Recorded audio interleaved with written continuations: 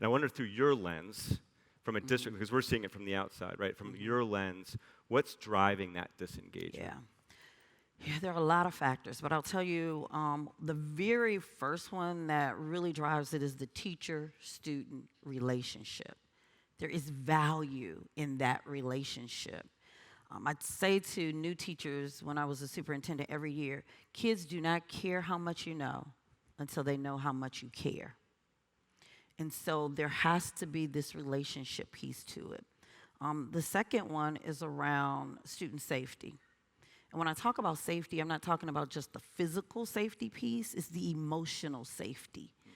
Our students went through a lot during the pandemic. We saw some of that ourselves, but they have not been able to reconcile what they experienced. We just said, you go back to school. Go back to school.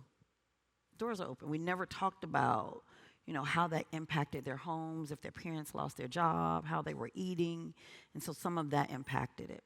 Relevancy matters. When I was growing up, I can remember taking geometry and saying to my mother, when am I going to use this? But students ask that every day on almost every subject. Why do I need this? And so that relevancy is what causes them to stay, to be interested. And then lastly, I'm going to tell you student autonomy. The ability to be able to choose, and this is where we as educators are having a difficult time, and that is to be flexible in scheduling and be able to choose the path that they want to go. Because we've been taught, you do this ninth grade, you do this 10th, you do this in middle school, you can't do this till your senior year. We don't allow them the autonomy to self-select, because once they do that, there's some buy-in and interest from that self-selection. It's almost like my children, I let them pick the university they want to go to, because I know that if they get into their first choice, they're going to make it work because they chose it.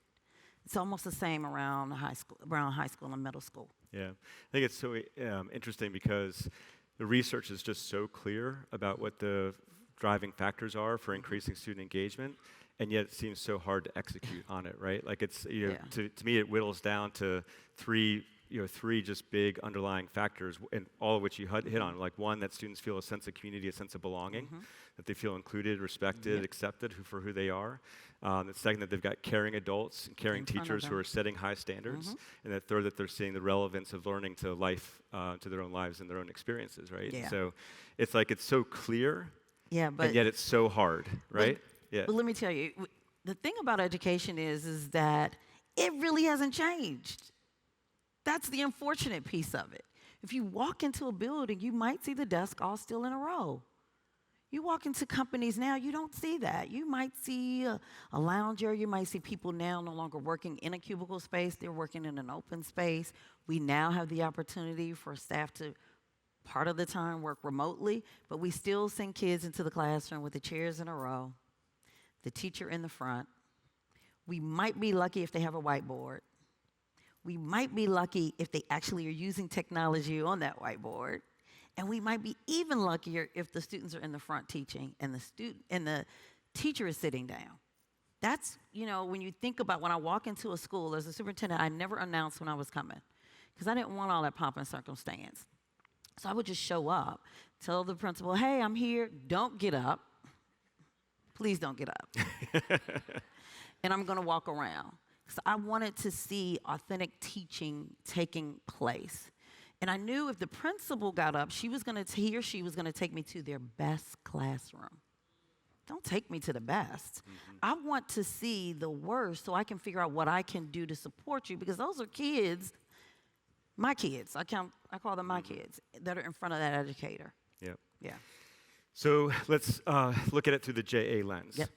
So knowing what you know about the organization, which is a lot, and the breadth of what JA does and can deliver in terms of solutions to districts, where do you see the most value coming from JA to address some of those challenges that you mentioned? So I'm going to start with the small, low-hanging fruit, and then I'll go to the larger pieces.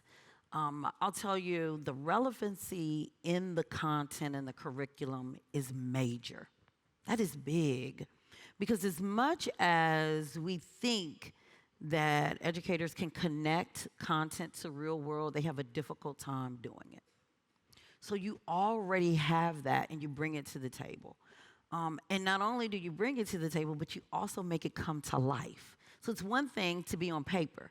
It's another for our students to be able to engage with business owners, for our students to be able to execute what most people call soft skills. I call them power skills.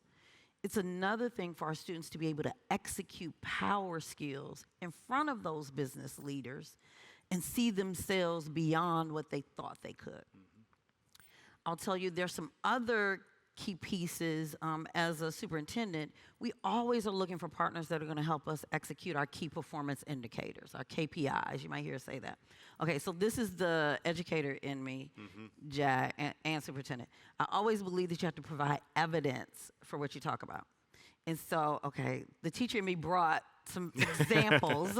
Gotcha. So I brought 2 slides because I wanted you to see some examples of what I'm talking about. So if you could put up any one of those 2 would be great. So this is the first one. So for junior achievement, it helped me to address my absenteeism issue. That the chronic absenteeism issue I was talking about, they helped me with that. Graduation rates, it helped me increase our graduation rates. Looking at college enrollment, English language proficiency, and then competency skills. We have competency skills. In Maryland, we have something called the Blueprint for Maryland's Future, and we have to incorporate those power skills into our content. And that's what those competency mastery, those skills that JA has, very much align with what we have to do in Maryland. And so these are the data points that matter to me. So for us, we had 3DE, and so we were able to compare what was happening with 3DE and our non-3DE students. And I could see what was happening. Like, so as a superintendent, I'm getting measured on this. So I love having partners, but I want a partner who's gonna help me on my evaluation. Full disclosure. And then it not only does that, but it helps my children. There's another slide. This one is even more important than this slide. And this is the stuff I don't get evaluated on. Superintendents don't get evaluated on this. They get evaluated on those other measures that people publicly see. But this is the slide that mattered to me. How many of our students felt that there was relevance in coming to school? That they had a sense of belonging and there was self-efficacy. Like, that mattered to me. I cared about if the teachers felt like I was ramming 3DE down their throats, because that mattered. I cared about, well, halfway, I'm not gonna lie to you, about the principals. Would they choose 3DE again? I'm not gonna lie to you. I mean, it was great to see the data point. If they didn't choose it, that's fine. You know, we could choose another school for them. But the, this is the part, Jack. I have to try to make. No, you're a friendly audience. Yeah, I know. Yeah, Sometimes I have to bring it down some. Yeah. But that 88% of the teachers felt supported and valued. Now, for me, I want 100%. But that helps me. What you don't see here is that I would get that data every year. So I know right here, all these data points you see here, they all are an increase from the previous year, double-digit increases. So this was for 2024, so I knew what it looked like in 2023. This is what matters. And so for Jay, when JA has these kinds of data points, it makes it difficult when a budget situation comes, because it is here. It is here. The ESSER cliff is here.